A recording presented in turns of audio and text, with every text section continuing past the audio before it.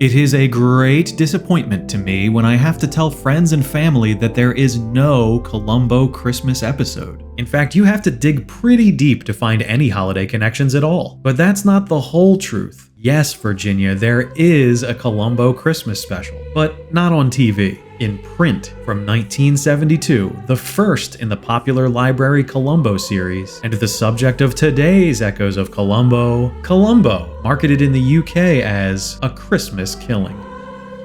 I very much wanted to acquire one of those UK editions of this book, which has a cooler title and cover design, but copies are extremely rare here in the US, and when they do become available, they command prices of well over $100. I got my US edition for around $30, still very high for a used book in this condition. Is it worth $30? If I saw it for $3, I'd try to haggle for $1.50. The only value this has is as a Columbo novelty. The book is just not very good. Don't judge a book by its cover, but look at this cover. It's hideous. And is that the best Columbo picture they could use? When does he have his trench coat buttoned all the way up like that? Good lord. And the back of the book gets the characters switched. Mary Jane comes to Los Angeles and invites Shirley to join her. It also teases us with the possibility of Columbo himself in peril, but he's never in any danger whatsoever. Inside, the length is obviously padded. Each chapter number gets its own page. I've never seen that in a book before.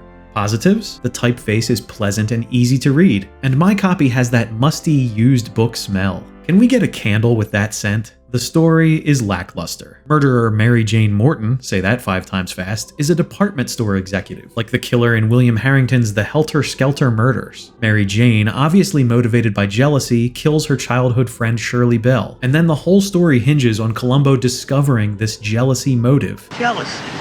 I should have known that. Which we know from the very beginning. Alfred Lawrence is just not a good writer. I found you disappointing. I mean your incompetence. Even the dialogue attribution is bad. At times, it's hard to tell who's supposed to be speaking. The novel takes place over Christmas time, but there's minimal holiday flavor. Rather than holiday cheer, the overwhelming mood of the book is depression. The scenario and characters are troubled and sad, hardly the mood you want for a Columbo story. The mystery itself is poor. There are almost no clues, and the final clue, the big finish, is one of those I tricked you into confessing moments that give the Columbo formula a bum rap. Frankly, I feel it's a bum rap.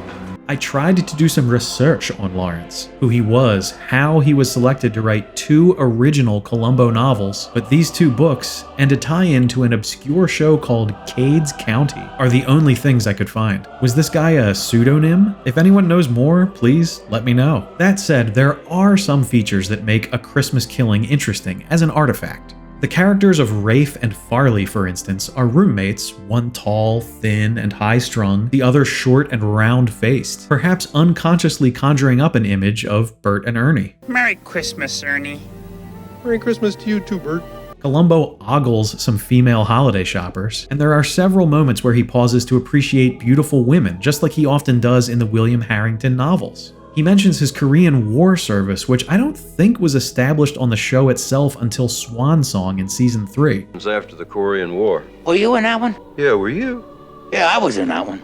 Was this always part of the unwritten lore for the character, or did Lawrence invent it himself and it was then adopted into the show? If so, that's a crazy contribution to have made, one worthy of respect. The lieutenant also mentions "my mother" several times, before he mentions his wife. His car is just a coupe, but never identified as the Peugeot. And there is one cool quote about Columbo that's maybe Lawrence's best piece of writing.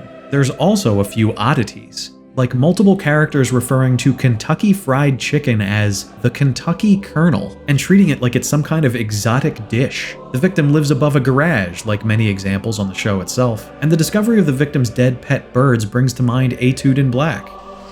Isn't that all?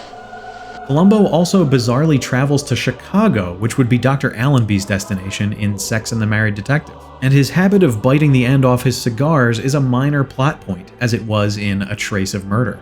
I don't need that, sir. I just bite off the end. That's disgusting. But the most interesting, almost eerie thing about this novel, the last lines. Columbo says, That's really nice. I want to tell you I appreciate that." Almost identical to his final words on the show, 31 years later. Oh, well, that's very nice. I really appreciate that. Here. How is that possible? It's moments like these that send a legitimate chill down my spine. A holiday chill? Not exactly. But anyway, that's Columbo, a.k.a. a Christmas killing. Through the years we all will be together, if the fates allow. Hang a shining star upon the highest bough,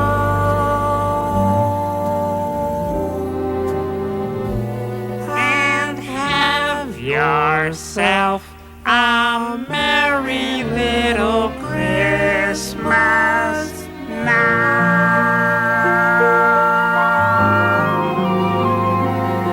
Merry Christmas, Bert.